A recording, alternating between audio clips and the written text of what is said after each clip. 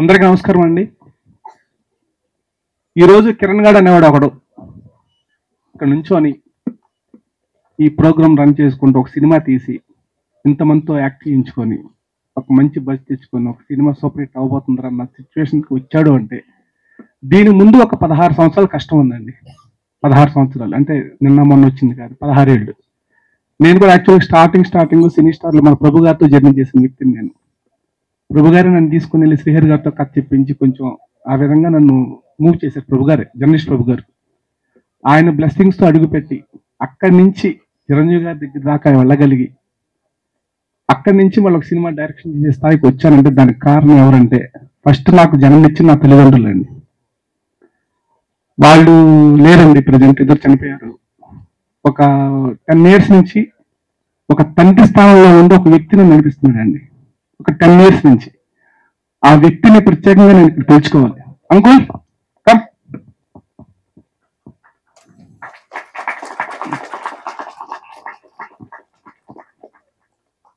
ఇప్పుడు మనం ఏ పని చేయాలన్నా వెనక ఒక ధైర్యం కావాలండి. మనం ఏది చేయాలన్నా సరే ఆ ధైర్యం ఇచ్చే మనుషులు మనకు లేనప్పుడు ఆ పని చేయలేం మనం. అట్లా నాకు ధైర్యం ఇచ్చాడు నా డాడీ, మా ఫాదర్. పంజాబ్ అండి, పంజాబ్. నమ్మాడు, అరే కిరణ్ ఖచ్చితంగా ఏదో రోజు ఖచ్చితంగా సాధిస్తావు, నేను నీకుంటా అండగా. ఎప్పుడన్నా ఇంట్లో ఇలా హౌస్ లో నేను ఉంటాను యాక్చువల్గా.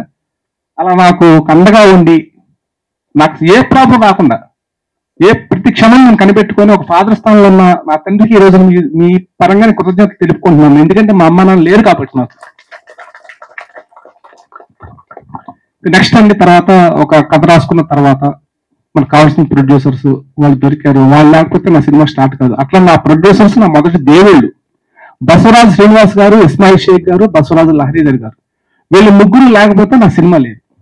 నెక్స్ట్ సినిమా అంత బాగా రావటానికి కారణం నా సినిమా పనిచేసిన టెక్నీషియన్స్, మన వసంత్ అన్న మ్యూజిక్ డైరెక్టర్ కానీ, చంద్రబోస్ గారు కానీ, మార్తానికి వెంకటేష్ గారు కానీ, అట్లాగే పనిచేసిన టెక్నీషియన్స్ టోటల్ మోయిన్ కానీ, అట్లా అందరూ నాకు ఫుల్ సపోర్ట్ చేయబట్టే నేను ఈ సినిమా చేసుకోగలను. ఆర్టిస్టులు వినయ్ కానీ వీళ్ళందరూ చేయబట్టే నేను ఈ విధంగా చేయగలిగానండి.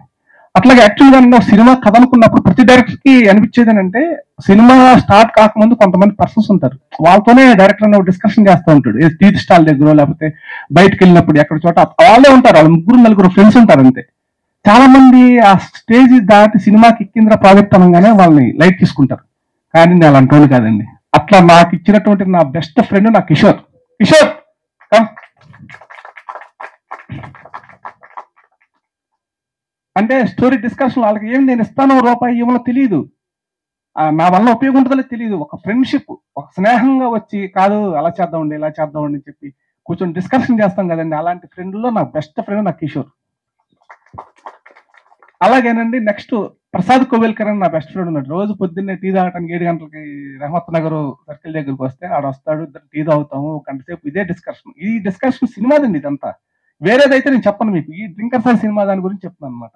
మీరు బోర్ అనిపించినా ఏమనుకో, దయచేసి నా బాధ్యతగా నేను చెప్పుకోవాలి వీళ్ళ గురించి, నాకున్నటువంటి అవకాశం ఇది, దయచేసి ఏమనుకోవద్దండి. అట్లా నా కిషోర్, నా ప్రసాద్ కోవెల్కర్ అనే అతను, వాళ్ళిద్దరు నా బెస్ట్ ఫ్రెండ్స్. వాళ్ళ సమక్షంలో స్క్రిప్ట్ చేసుకోగలిగాను. అలాగేనండి ఇప్పుడు మా హీరో గురించి, హీరోయిన్ గురించి ప్రతి దాంట్లో మాట్లాడుతున్నాను. నాకు అంతకన్నా ఇంపార్టెంట్ ఉన్నారు కాబట్టి కొంచెం చెప్తున్నాను అనమాట ఇప్పుడు. అట్లాగే నా డైరెక్షన్ డిపార్ట్మెంట్ మా సర్వేశ్వరరావు గారు కానీ, పళనివేల రాజన్ కానీ, మా రాము కానీ, మా వెంకటరెడ్డి, మా ప్రసాద్, అట్లాగే మన అమ్మాయి షహీనా కానీ, వీళ్ళందరూ చాలా కష్టపడి పనిచేశారండి. అందరూ చెప్తారు కష్టపడి పనిచేశారని, వీళ్ళు కూడా ప్రాణం పెట్టి చేశారు. రూపాయి కోసం ఎవరు చేయలేదండి సినిమా. అందరూ ఈ సినిమా కథ విని సినిమా డెఫినెట్ గా హిట్ అవ్వాలని కోరుకొని చేశారు. ఇక ఫైనల్ గానండి ఇదండి ఇప్పుడు వరకు నేను చెప్పదలుచుకుంది. అన్నిటికంటే ముఖ్యమైన విషయం అండి, మీరు మీడియా మిత్రులు. ఇదేంటో లాస్ట్ లో కాకా పడుతున్నాడంట చేసి అనుకోవద్దండి, మీ దండం పెడతాం. ఎందుకంటేనండి ఇప్పుడు ఇక్కడ దాకా లాక్కొస్తాం సినిమాని, మనం లాక్కొస్తాం. ఇక్కడ నుంచి థియేటర్స్కి వెళ్ళాలి అంటే ఆ థియేటర్స్లోకి వెళ్ళే జనాలకి, ఆడియన్స్కి మాకు మధ్య వారధులు మీరే. మీరు చిన్న సినిమాలు అనగానే మీకు అర్థమైపోద్దండి, మీకు ఆ లుక్ కానీ దీనిలో మ్యాటర్ ఉందరా, ఇది ఎక్కేస్తుందిరా అన్న సిచ్యువేషన్. మీరు అంతా తెలివి తక్కువ కాదు, మీకు అర్థమైపోద్ది. అది అర్థమైపోయింది కాబట్టి మీడియా మిత్రులు చాలా మంది లేదు కిరణ్ కొట్టేస్తా చూడు ఈసారి నో డౌట్, మన రమేష్ చిన్నమూలు కానీ, మన వీరబాబు కానీ, మన మన చాలా మంది మీలో అందరూ నాకు చాలా మంది స్నేహితులు ఉన్నారండి. వీళ్ళందరూ నాకు ధైర్యాన్ని ఇచ్చారు మామూలుగా. అట్లా నేను చెప్పేది ఏంటంటే చాలా మంది అంటారండి రివ్యూలు రాస్తారా, రివ్యూలు పట్టించుకోవద్దు. వాళ్ళు పట్టించుకోకపోవడం కాదండి, రివ్యూ రాసేవాళ్ళు కరెక్ట్ అంట, నేను కరెక్ట్ అంటాను అంతే. ఇప్పుడు రివ్యూస్ రాశాడంటే ఆ స్థానం వచ్చిందంటే ఆల్రెడీ అతను చేసినటువంటి కొన్ని సినిమాలకు సంబంధించిన రివ్యూలు సక్సెస్ అవ్వబట్టే అతను రివ్యూ రైటర్గా కూర్చొని ఉంటాడు ఆ ప్లేస్లో. అంతే తప్ప రివ్యూ రైటర్ చెప్పింది వాళ్ళు బ్యాన్ చేసేయాలి. నేను నా వరకు అయితే మాత్రం నేను నమ్ముతానండి, రివ్యూస్ అనేది పర్ఫెక్ట్గా రాస్తారండి. ఎందుకంటే నిజంగా నచ్చవు, కొన్ని తేడాలు ఉండొచ్చు, అటు ఇటు ఉండొచ్చు, కానీ వాళ్ళు పర్ఫెక్ట్గా ఏంటంటే సినిమా ఆడియన్ వ్యూనే బట్టే రాస్తారండి. అట్లాగే నా సినిమా కూడా నేను చెప్తాను, నిజంగా మీకు నచ్చకపోతే జీరో ఇవ్వండి. కొద్దిగా కదిలిచ్చింది హార్ట్లో అంటే నాకు 3 ఉంది, కొంచెం కదిలిచ్చిందంటే. ఎందుకంటే సార్ చిన్నగా కొంచెం పర్లేదు మా బాగా తీశాడు, కొంచెం హార్ట్ టచ్ అయింది, దీన్ని మనం ఎందుకు తగ్గించాలి సార్? చిన్న సినిమాలు బతికితేనే కదా సార్ మనం అందరం బతికేది, చిన్న సినిమాలు బతికితేనే కదా సంవత్సరానికి 3-4 పెద్ద సినిమాలు తీస్తారు. వాటి వల్ల అయితే మనం బతకట్లేదు కదండి. ప్రతి ఒక్కళ్ళు ఇండస్ట్రీలో ఉన్న ప్రతి ఒక్కళ్ళు బతికేది అదే కదా. నేను అందుకే రివ్యూ రైటర్స్ అంటే నాకు అభిమానం అండి, గౌరవం ఉందండి. మీరు రేపు పొద్దున్న చెప్పాను కదా, మీకు నచ్చలేదంటే 0 ఇచ్చేయండి, 1 వద్దు, 2 వద్దు. ఇంకా నాలాంటి వాడు ఇంకోసారి రాడు ఇంకా, చెప్తున్నా నేను. ఎందుకంటే ఒక సిన్సియర్ ఇష్యూను, సీరియస్ ఇష్యూని పట్టుకుని సినిమా తీశాను, సామాజిక అంశాన్ని. అది మీరందరూ ఎపిసోడ్ చేస్తారు నాకు తెలుసు, ఏదో కమర్షియల్ గా ఏదో జోకులు వేసుకొని ఇది హిట్ కొట్టేస్తారని మీరు నమ్మరు. కానీ మీరు ఆ ఫీల్ అయితే, నేను కూడా చెప్తానండి, ఫీల్ కనుక అయితే సినిమా చూసి ఖచ్చితంగా మీ బ్లెస్సింగ్స్ నాకు ఉంది. మీరు మన మైండ్ లో ఒక 2.5 వద్దాం అనుకున్న వాళ్ళు కాస్త ఎక్కువ ఉంది, వాళ్ళంటే వాళ్ళు సపోర్ట్ చేయండి. ఎందుకంటే మీ రివ్యూస్ చూసి చాలా మంది థియేటర్కి వస్తారండి, అది నేను నమ్ముతా, పర్సనల్ గా నేను నమ్ముతాను సార్. అందుకే మేము అందరికీ రిక్వెస్ట్ చేస్తున్నాం సార్, కొంచెం ఈ ఈ డ్రింకర్ సాయి అనే సినిమా విషయంలో మీరు కొద్దిగా థింక్ చేయండి ప్లీజ్. అట్లాగే సార్ ఇంకోటి, హీరో అండి, అంటే సార్ మీరు కూడా ఆలోచించండి, ఒక ఒక హీరో, ఒక హీరోయిన్, వీళ్ళందరూ ఎక్కడి నుంచో దూర దూరం నుంచి వచ్చి ఒక సినిమా చేసుకుని సక్సెస్ అయితే ఇంకా 4 సినిమాలు చేస్తారు, మన ఇండస్ట్రీ బాగుంటుంది. ఇది చిన్న సినిమా పెద్ద సినిమా అని గ్రేడ్లు కాదండి, హిట్ అయితే పెద్ద సినిమా అయిపోద్ది అది. ఈ రోజు అతనికి 101 ఫేవర్ ఉండి లైవ్ పర్ఫార్మెన్స్ చేయాలి మహేష్ అంటే పాపం పరిగెత్తుకొచ్చాడండి.